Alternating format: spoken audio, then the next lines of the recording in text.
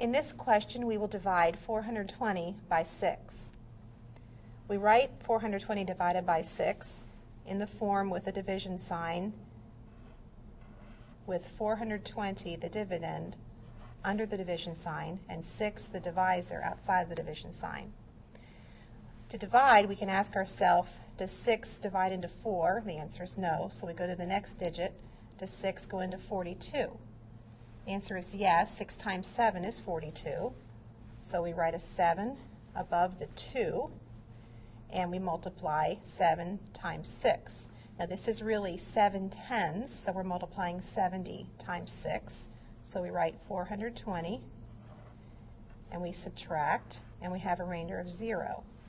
Now we can't just leave the number 7 because that was 7D, so we have to write a 0 in the quotient as a placeholder. So the answer to 420 divided by 6 is 70.